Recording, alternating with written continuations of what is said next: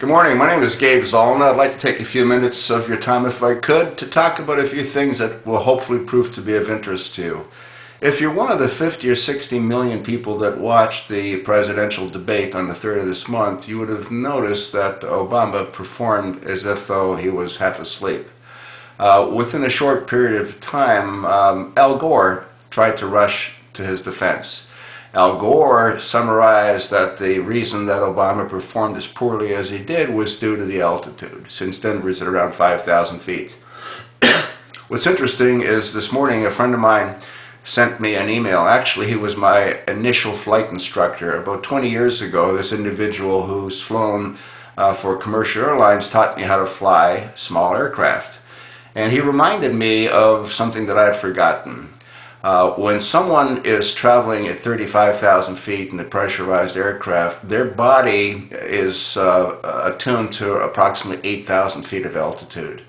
Now, we all know that Obama has spent probably half of his presidency flying around in Air Force One.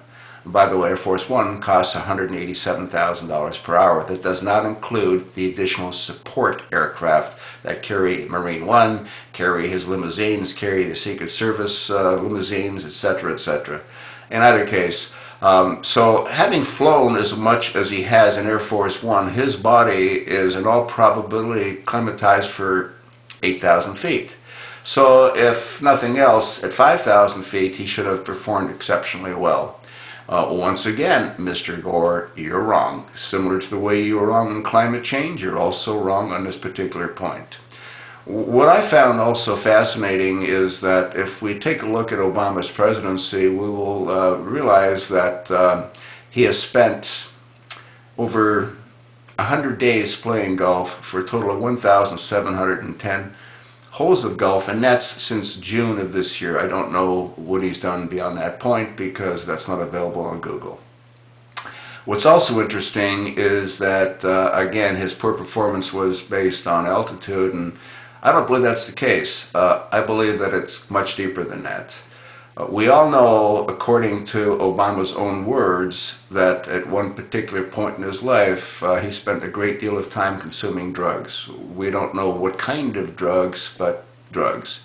If we can believe what Larry Sinclair has said about his experience with Obama, Larry Sinclair stated under oath, I believe, that Obama consumed crack cocaine when they had some kind of sexual relationship together back in 1999 or I believe 2000.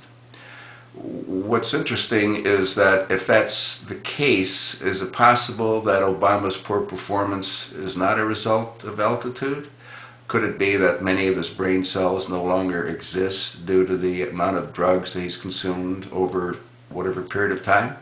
The reality is that we have somebody in the White House that we know will do anything and everything to remain there. He's had more fundraisers than the previous 5 presidents combined. He's had less security meetings than any president, especially during our present times when we're having a great deal of difficulty across the entire world, mainly in the Middle East. And as far as the Middle East is concerned, is the majority of issues that are there, I believe, were caused by many of his policies. He undermined Mubarak, who was our friend for 30 years in that part of the world. He undermined Gaddafi to the point that both of them are no longer in power, and both of them have moved on. They're no longer with us in this world. It's pretty darn amazing when we consider that his background itself, in his own words, he states that he is not a Christian, although he said he is many times. He states that he's a Muslim. Do we really want somebody in the position that he's in that we know nothing about? There is not one valid document that we have on file that attests to who he was or who he is. Yet this particular individual has his finger on the nuclear football. Is this the kind of life we want to live in? What's also interesting is that Obama is promoting, his whole campaign now is to tax the rich. Anybody over $250,000 should pay his fair share. And he's doing this because he wants to divide and conquer. Obama knows that there are far, far fewer people that are rich than those that are not rich. Therefore, he's able to gain more votes from those that aren't rich by turning those that aren't rich against those that are rich. And what's interesting is that if the government is allowed to tax the rich that make over $250,000, the amount of money that's accumulated will be sufficient to run the federal government for how long? Well, for 8 days.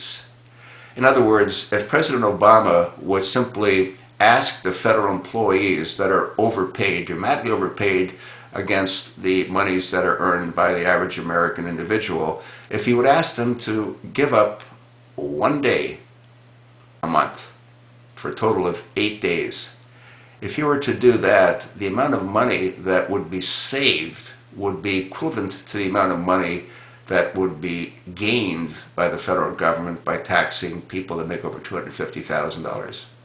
However, that would not give him what he's looking for. He wants the votes from those that are not making that kind of money, and the way he gets it is by dividing and conquering.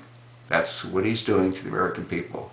So if you want this to continue, if you want someone that we know nothing about to remain in office, vote for him. If you want to save America, if you want to save this country for not only yourself, but for your children and for your grandchildren, don't vote for him. The Republican Party must take control of the Senate, maintain the House, and take the White House. If those three things don't happen, America will no longer be the great country that it once was. Thank you for your time. I hope you've found this information to be somewhat beneficial. Have a great day.